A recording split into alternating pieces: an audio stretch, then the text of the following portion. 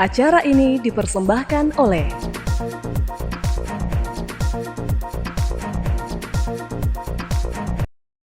Halo pemirsa, senang sekali saya Putri Najwa dapat kembali menyapa Anda dalam Unhas Daily. Dalam beberapa menit ke depan kami akan menyajikan berita terpercaya hanya untuk Anda.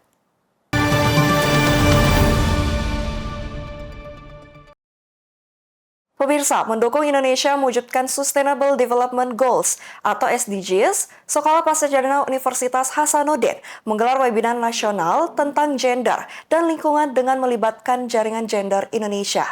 Diharapkan kegiatan ini mampu mewujudkan kolaborasi untuk tercapainya SDGs. Yang terhormat, Dekan. Mulai dari mahasiswa, alumni, dosen hingga pemerintah menghadiri webinar nasional terkait gender dan lingkungan di ruang Smart Class lantai 1 Sekolah Pascasarjana Unhas Kamis 23 Januari 2025. Kegiatan atas inisiasi program studi Magister Gender dan Pembangunan Sekolah Pascasarjana Unhas bekerja sama dengan Jaringan Gender Indonesia ini melihat pentingnya kesetaraan gender guna mendukung Indonesia mewujudkan Sustainable Development Goals atau SDGs, terutama pada butir kelima. Kepala Program Studi Magister Gender dan Pembangunan Sekolah Pascasarjana Unhas, Profesor Nursini menyebut jika kegiatan ini selain untuk pemahaman juga memperkuat jejaring dengan berbagai pihak. Menurutnya, dengan webinar ini diharapkan mampu berkontribusi untuk masyarakat yang erat kaitannya dengan lingkungan dan gender, sekaligus membangun kesadaran bersama akan kualitas perempuan yang juga penting dalam kemajuan Indonesia. Harapan kita ini bahwa ke depan ini mahasiswa kita, alumni kita itu semakin membumikan bahwa bagaimana peran-peran gender di tengah-tengah masyarakat itu bisa lebih mengatasi persoalan dari segala macam persoalan yang ada dari berbagai aspek lingkungan, aspek pendidikan, aspek ketenagakerjaan. Nah, mungkin awal ini adalah kita bicara memang tentang lingkungan, tapi kedepannya mungkin kita mengangkat lagi satu isu lagi terkait dengan aspek ketenagakerjaan yang memang selama ini masih dominan dalam hal adanya ketidaksetaraan tentang gender dan pembangunan. Dan ini kita harapkan bahwa alumni kita ini dalam melakukan webinar seperti ini, dia semakin membuka wawasan, semakin membuka jaringan-jaringan, sehingga nantinya dia bisa akan berkontribusi terhadap SDGs, khususnya pada tujuan kelima, kesetaraan gender, lalu kemudian masuk lingkungan, dan untuk tentunya terhadap pertumbuhan ekonomi untuk menurunkan kemiskinan hingga sampai nol. Direktur Eksekutif Jaringan Gender Indonesia, Lili Decandinegara, merespon baik kerjasama webinar ini.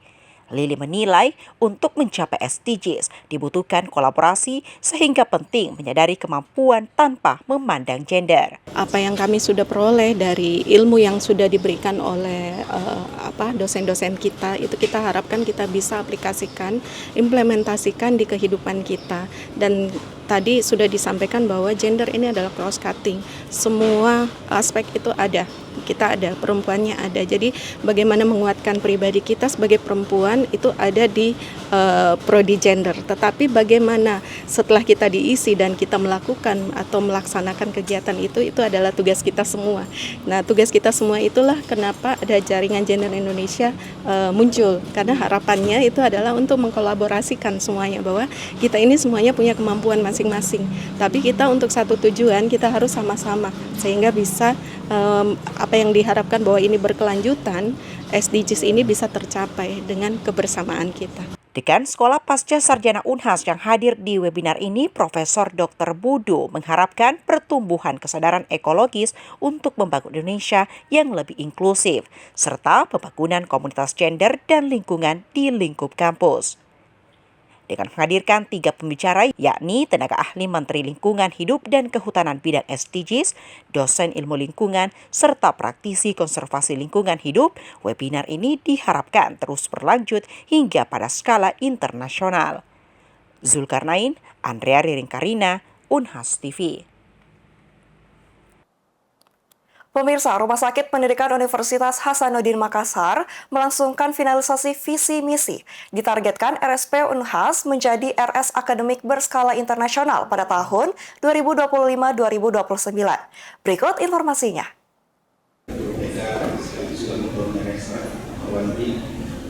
Rumah Sakit Pendidikan Unhas Makassar melangsungkan finalisasi visi misi dan Renstra yang komprehensif yang akan menjadi target di tahun 2025 hingga 2029.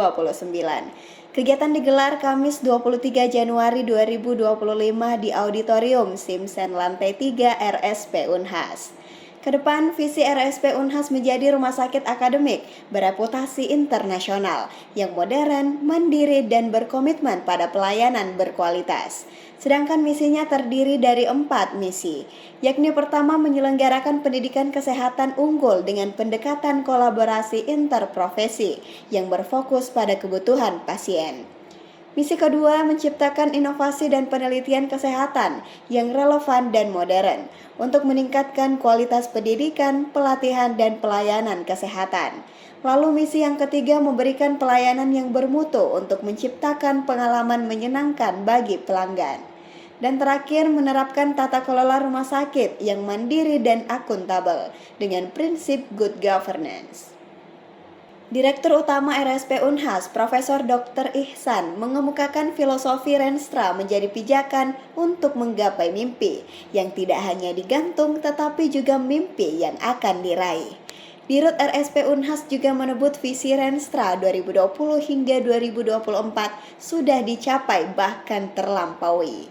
Menjadi pelopor terpercaya terintegrasinya pendidikan, penelitian, dan pelayanan. RSP Unhas pun ke depan akan meloncat yang lebih tinggi lagi dengan mencapai kualitas internasional. Visi Renstra 4 tahun yang lalu 2020-2024 itu adalah menjadi pelopor terpercaya terintegrasinya pendidikan, penelitian, dan pelayanan ya. Nah itu kita sudah capai, alhamdulillah kita capai, kita lampaui, dan memang terbukti dari beberapa rumah sakit pendidikan se-Indonesia itu Unhas menjadi pionir dan menjadi tempat mereka benchmark ya. Nah kita mau loncatan yang lebih besar lagi. Jadi kita mau menjadi rumah sakit akademik yang berkualitas internasional. Nah dengan adanya kata-kata internasional itu maka hal-hal yang kita laksanakan di sini nanti akan internasionalisasi dan standar internasional, mulai dari segi pendidikannya, penelitiannya yang bisa kita ukur. Penelitian itu adalah suatu hasil-hasil penelitian dilakukan di Rumah Sakit Unhas yang terpublikasi secara internasional. Kemudian pelayanan dengan SDM yang handal, yang unggul, kemudian sarana dan prasarana, itu juga akan mendukung tercapainya visi misi Rumah Sakit Unhas yang berkualitas internasional. Sementara itu, Rektor Unhas Profesor Dr. Insinyur Jamaluddin Jompa MSc berharap dengan adanya visi misi dan Renstra yang baru ini, Rumah Sakit Pendidikan Unhas dapat semakin berkontribusi dalam meningkatkan kesehatan masyarakat. Kata orang bijak ya, gagal membuat perencanaan sama dengan merencanakan kegagalan. Oleh karena itu hari ini sangat penting karena di dalam perencanaan ini kelihatan sekali bahwa banyak hal yang sudah dicapai, tapi juga ada hal yang belum dicapai dan sudah kelihatan apa yang bisa kita capai lagi dengan kapasitas, kemampuan, potensi yang kita miliki untuk memberi dampak ya, yang terbaik buat Unhas, terbaik buat layanan masyarakat, dan tentu juga bagian dari upaya pemerintah di dalam menyehatkan warganya, baik itu kota, provinsi maupun secara nasional. Saya sangat bahagia hari ini karena semangat teman-teman di dalam mengangkat kapasitas dan juga misi dan juga target rumah sakit ini untuk semakin baik di masa mendatang. Profesor Jamaluddin Jompa menambahkan RSP Unhas juga diharapkan dapat menjadi rujukan bagi pengembangan ilmu pengetahuan dan teknologi di bidang kesehatan, serta memberikan dampak terbaik untuk Unhas dan masyarakat. Aminah Rahma Ahmad, Pandar Joshua Nababan, Unhas TV. Konsulat Jenderal Australia di Makassar menggelar Ozalum Talk, a showcase of alumni excellent in STEM. Acara ini berlangsung di Hotel Four Points, menghadirkan alumni berprestasi untuk membahas peran sains, teknologi, teknik, dan matematika sistem dalam mendorong kemajuan Indonesia. Simak berita selengkapnya. Hari-harinya itu setelah masak, mereka tuh kumpul biasa ya. Australian Consulate General Makassar menyelenggarakan acara bertajuk Ozalum Talk, A Showcase of Alumni Excellence in STEM di Hotel Four Points pada Kamis 23 Januari 2025. STEM yang merupakan singkatan dari Science, Technology, Engineering, and Mathematics merupakan pendekatan pendidikan yang mengintegrasikan keempat bidang studi tersebut dalam konteks dunia nyata. Presiden Ikatan Alumni Australia atau IKAMA, Profesor Dr. Insinyur Jamaluddin Chompa MSc, yang juga Rektor Universitas Hasanuddin Makassar, akan mendorong Unhas untuk turut mengaktifkan talk show berkaitan dengan STEM sebagai bagian dari penguatan kapasitas sumber daya manusia. Selain itu, disebutnya ini merupakan momen strategis untuk memajukan peran IKAMA Sosial sebagai teladan bagi ikatan alumni lainnya di Indonesia. Hari ini kegiatan yang sangat luar biasa. Ide dari Pak Todd ini, jadi Konjen Australia yang memberikan kita peluang untuk mendiskusikan showcase ya dari melalui TED system ya, TEDx ya, dan mengangkat isu yang sangat penting yaitu STEM. Australian alumni tentu harus bisa menjadi bagian dari solusi terhadap begitu banyak tantangan ya bagi kedua negara, dan tentu showcase tadi memberikan kita suatu keyakinan bahwa memang STEM ini terlalu penting untuk kita tidak optimalkan. Jadi isu tentang bencana alam yang merupakan memang masalahnya Indonesia, isu tentang masalah pedesaan dan keterlambatan, ketertinggalan teknologi harus kita dorong perbaiki cepat, dan isu tentang inovasi-inovasi untuk ekonomi ya, termasuk biofuel yang berbasis masyarakat dan lain-lain.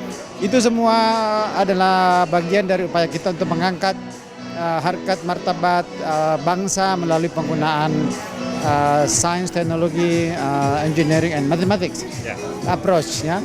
Terima kasih Pak Todd sebagai Konjen Australia yang memfasilitasi model diskusi yang sangat menarik malam ini. STEM dinilai telah menjadi pilar penting dalam membangun masa depan yang lebih maju dan berkelanjutan. Konsul Jenderal Australia Todd Dyess menilai kegiatan ini memiliki peran besar ke depannya. Ya, jadi ini pertama kali ada acara yang diselenggarakan seperti ini untuk alumni Australia di mana-mana di Indonesia. Jadi saya sangat bangga. Hari ini adalah pertama kali ada TED Inspired Talks. Ini sangat penting menurut saya untuk alumni Australia yang luar biasa seperti Prof. JJ dan semua teman-teman lain di sini bisa sharing pengalamannya untuk mengatasi masalah yang real bagi masyarakat lokal. Jadi khususnya untuk STEM, science punya aplikasi untuk semua masalah. Jadi bukan hanya acara makan malam atau acara pameran, tapi ini sangat bermanfaat menurut saya untuk semua peserta hari ini. Kegiatan ini menghadirkan 3 pembicara, yakni Ardi Arsyad PhD, Profesor Apriana Toding, dan Lili Ishak PhD yang masing-masing membawakan materi tentang pengembangan STEM. Di mana Ardi Arsyad membahas fenomena likuifaksi ekstrim yang terjadi saat gempa besar melanda Palu pada 2018 lalu. Ardi menekankan pentingnya eksperimen dan pemodelan dalam mengembangkan strategi mitigasi, sebab biaya mitigasi masih lebih murah daripada rehabilitasi. Sementara Profesor Apriana berbagi kisah tentang inovasinya menghadirkan teknologi pendidikan di wilayah yang sulit diakses. Proyeknya telah diimplementasikan di 7 sekolah dasar di Kabupaten Toraja Utara, Tanah Toraja, dan Pangkep, yang memungkinkan sekolah-sekolah tersebut menikmati konektivitas digital yang sebelumnya tidak pernah ada. Sedangkan Lili Ishak menyoroti potensi besar buah capilong sebagai sumber energi masa depan. Lili menggambarkan visi untuk memanfaatkan sumber daya lokal guna menciptakan energi yang ramah lingkungan dan berkelanjutan. Rahmatia Muhammad Syaiful, Unhas TV. Kambing dan domba menjadi 2 hewan yang menjadi tren peternakan di Indonesia. Namun, dalam perkembangannya, pengelolaan ternak kambing dan domba masih belum optimal. Melihat hal tersebut, Fakultas Peternakan membantu para peternak dengan menggelar pelatihan pengelolaan domba Australia dengan menghadirkan peternak yang sudah sukses dalam mengembangkan domba tersebut. Diharapkan pelatihan ini menjadi solusi bagi peternak lokal dalam mengembangkan domba Australia. Fakultas Peternakan Universitas Brawijaya menggelar pelatihan pengelolaan ternak kambing dan domba Australia. Dekan Fakultas Peternakan Universitas Brawijaya, Profesor Halim Nasir mengatakan bahwa pihaknya melihat saat ini kambing dan domba menjadi dua hewan yang banyak diternak di masyarakat. Salah satunya domba dari Australia yang memiliki kualitas lebih bagus dibanding dengan domba lokal. Namun, Halim menilai dalam pengelolaannya peternak masih memiliki kekurangan, sehingga hasilnya masih kurang optimal. Untuk itu, pihaknya mengundang peternak domba Australia untuk memberikan sharing ilmu dan pengalaman kepada peternak lokal melalui pelatihan. Jadi hari ini kita memang mengadakan workshop tentang bagaimana pengembangan kambing dan domba di Indonesia. Karena kami melihat memang kambing dan domba ini kan mulai berkembang. Dan sebagian besar akhirnya menjadi idola. Itu adalah domba impor dari Australia yang namanya Dorper. Nah, kita melihat Dorper yang ada di Indonesia itu akhirnya bermacam-macam, kualitasnya juga bermacam-macam. Sehingga salah satu yang kita hadirkan ini adalah peternak domba yang ada di Australia. Namanya Pak Ronald, dia punya perusahaan di sana. Setelah kita mencoba berdiskusi, visi dan misi beliau itu bagus. Dia tidak ingin hanya mengekspor ke Indonesia, tetapi nanti kualitasnya itu jelek atau menghancurkan plasmanufta yang ada di Indonesia. Nah, kebetulan memang beliau memang warga negara Australia, peternakannya di Australia, tapi lahirnya di Indonesia, sehingga ada jiwa Indonesia itu masih muncul. Nah, di samping itu kita juga menghadirkan 4 pembicara yang lain, karena pada saat kita bicara peternakan, tidak cukup hanya budidaya kambing atau domba, tapi bagaimana meningkatkan nilai jual. Maka besok masih ada pelatihan bagaimana mengolah domba ini menjadi produk yang premium. Fakultas Peternakan berharap melalui pelatihan ini, para peternak lokal mendapatkan pengalaman baru dalam manajemen pengelolaan domba Australia. Selain itu, bekal ilmu tersebut dapat diterapkan dalam keseharian, sehingga hasil ternak dari peternak lokal dapat semakin meningkat. Dari Malang, Tim Liputan UB TV melaporkan untuk Onhas TV. Pemirsa, berita tadi sekaligus menutup perjumpaan kita pada hari ini. Jangan lupa untuk terus saksikan Unas Daily hanya di Unas TV.